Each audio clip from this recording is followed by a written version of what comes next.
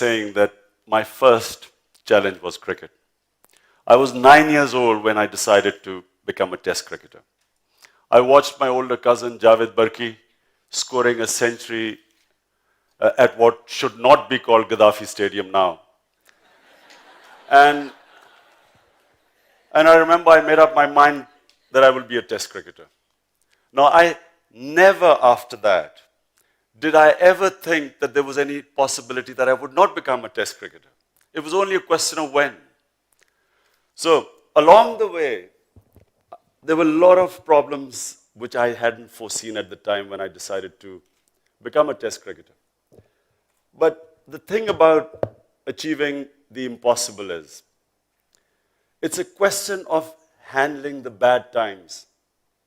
Because whenever you have a big goal, or you take the untrodden path, be prepared that you're going to have some bad times.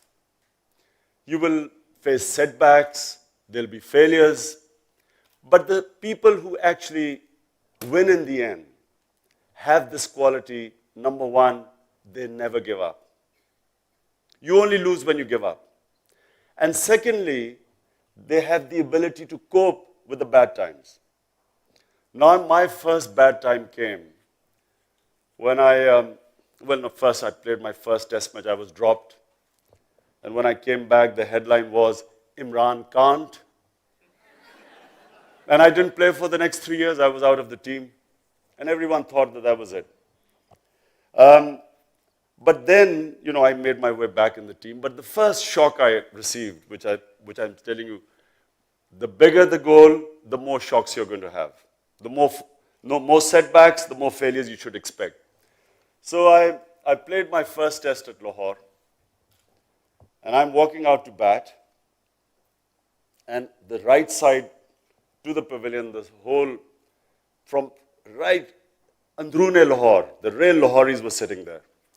So all along the way, as I walked to the middle, and remember it's 70 yards to the middle, all 70 yards it was Sher-e Lahore, and long live the Lahore Sher, and so on, and wonderful naras all the way right out to the wicket. But unfortunately in cricket you have something which no other sport has. You can be out the first ball. And that's what happened. So now 70 yards back, the same crowd,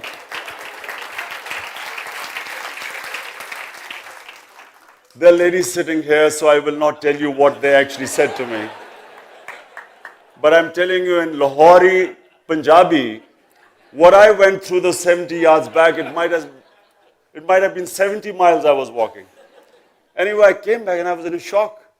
I said, how can the same people who were just calling me lion, how could they have turned around and be saying all those things they said to me? And so this, there was quite a while to get over it. But then over the years, I got used to it. The other big time when I can say was the sort of defeat that was very difficult to take was when first time we toured India and we lost. Now imagine now that we've lost the series and we are flying off to Pakistan the next day. There is a team meeting going on. What is the team meeting? How can we arrive in Lahore when everyone is asleep? So we came on a flight that arrived at 4 a.m. in the morning. The custom people kept us there for 3 hours, so until it was light. And everything was confiscated. I still remember it. Everything we had, this is Indian. In those days, the custom laws were much more strict. So everything was taken away from us by the custom officials. And for days, we couldn't go out of our houses. People, the players had to hide in their houses, really, because the sort of anger the public felt. And then the other setback I can tell you when I contested my first election. Now, our party was only 5 months old. Now, I kept telling, I was roaming around, everyone was new. There's Dr. Alvi sitting here, Naeem, they were all founder members of Tehreek-e-Insaf. So we had just formed this party and all well-meaning people wanting to do good in Pakistan, but no experience of politics. So I went around the campaigning everywhere, and I saw a lot of people turned up. But during the campaign, I realized that, clearly 5-month-old party cannot contest elections. So our idea was that we will just go all over Pakistan, take the agenda of corruption to the people, that corruption is the number one issue in Pakistan, and then just before the election, we'll withdraw.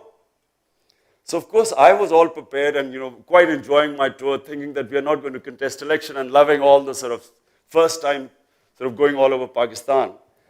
As I came back about 10 days before the election, we had a meeting, and we sat down, and the team said, I said, look, now it's perfect. Parties all over Pakistan. We've got candidates all over the country. Best time to now say that we boycott, because at the time, there was already match was fixed. So we thought we're not going to win anyway, so best time to leave. Of course, my team overruled me. They said, no, we are going to win the elections, because they had no idea what elections were. Anyway, so I warned them. I said, look, this could be a big disaster. And they had no idea what elections were. All new people. So of course, the polling night, Tehreek-e-Insaf has a clean sweep the other way around. Not one seat. Anyway, now by this time, now I'm conditioned. I'm conditioned to seeing ups and downs. So I know I had exactly developed the mechanism how to cope with failure. First thing you do is, don't read the newspapers. What is the point of reading the newspapers when you know whatever is going to be written is not going to be complimentary? Secondly, do not go to any public functions. Because when you go to a public function, you will get plenty of advice. Because advice is free. But the only problem is the advice you get when you've lost, it's like rubbing salt on your wounds. So best is avoid people. Number 3, try and go away somewhere where there's no one, like go to the Karakorums for a trekking holiday. Best time to be with the family. But the problem is when you have a sound thrashing, failure has its own dynamics. What it does is that you will find that even your close friends view you differently. Even they change towards you. So if you expect all this, then you can deal with failure very well. Because what failure does is something invaluable. It gives you time for soul searching. It enables you to analyze your mistakes. It is the one time where you can learn. Failure can be the best teacher, provided you do not get demoralized by failure. If you get demoralized, you've lost. If you can assess and analyze your mistakes, it is a stepping stone to moving higher. All the people who I knew over my life who were successful had one quality. They could handle failure, and they had the best analysis. They were the best critics of themselves. And if you have this ability, and this is really what education should do, it should give you the ability to analyze yourself very well. And that is the time that you work to eliminate your mistakes and you get stronger. So the secret of success is that each time you have a setback, and remember, the higher the goal, the more the setbacks, each time you analyze, work hard to eliminate the mistake in anything you do, and then you can move forward. But never.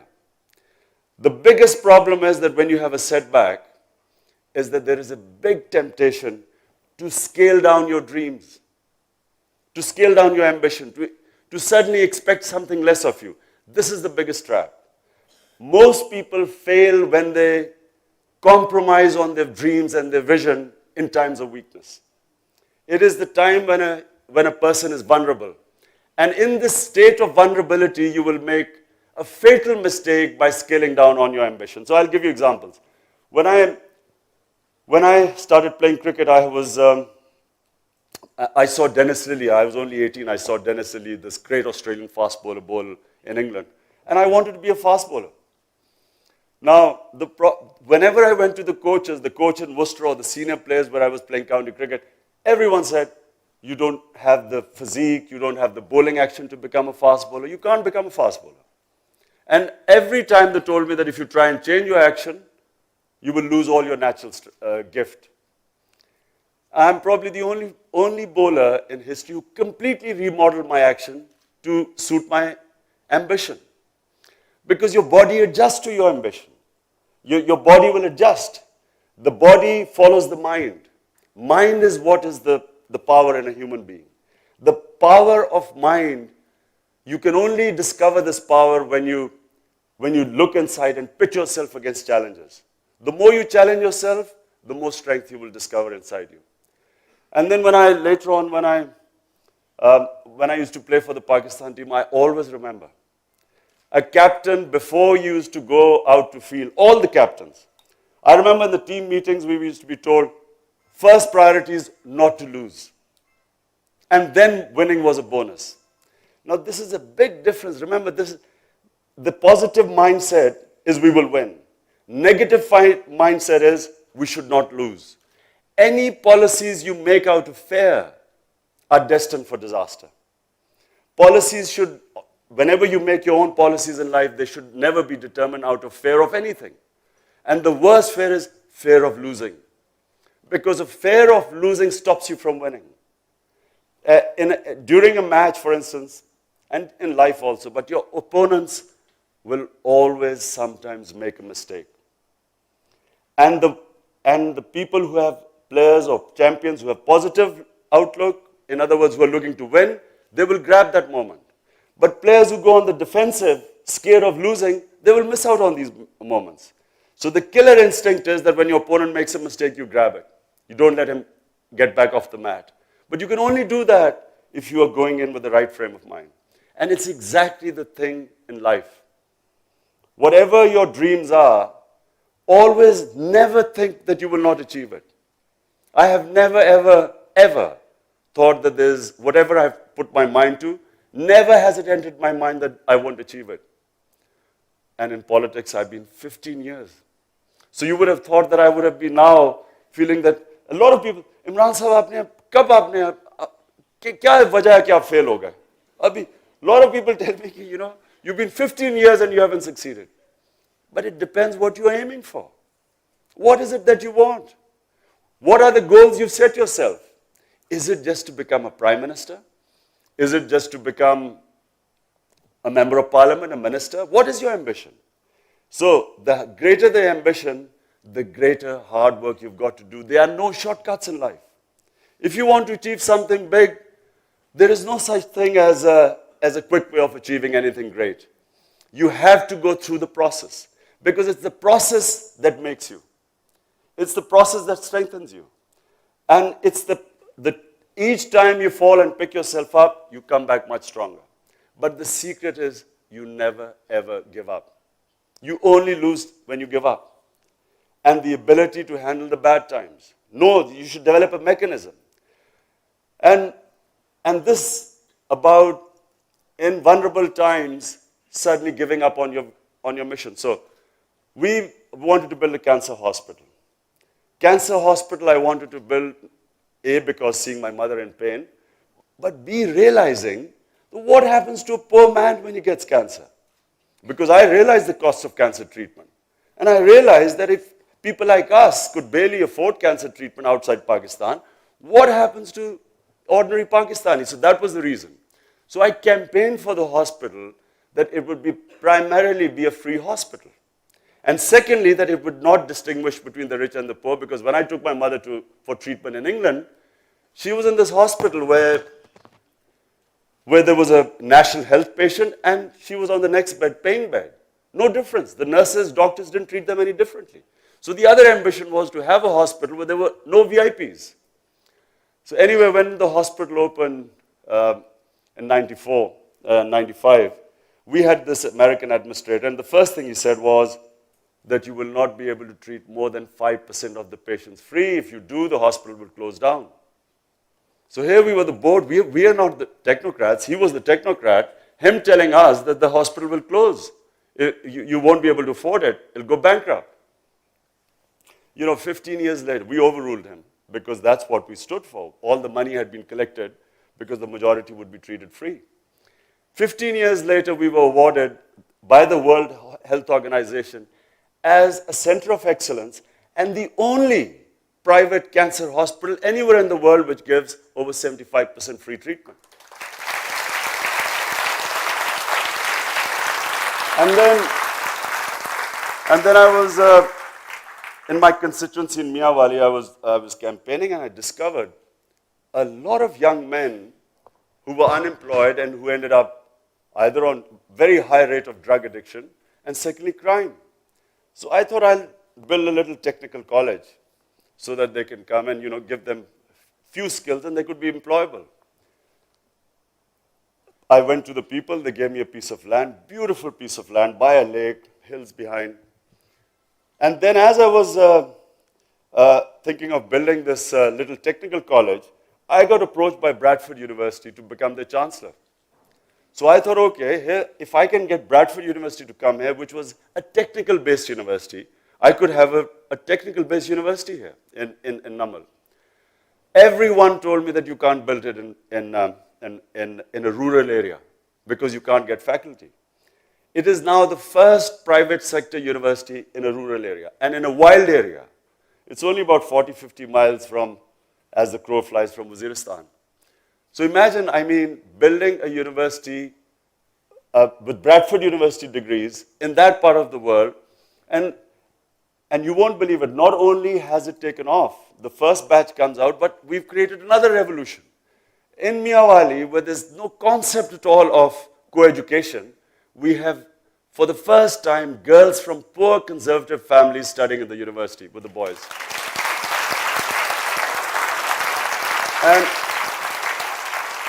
And of course, now the dream has been upscaled into making it into a knowledge city. Because so the people have given me 1,000 acres of land.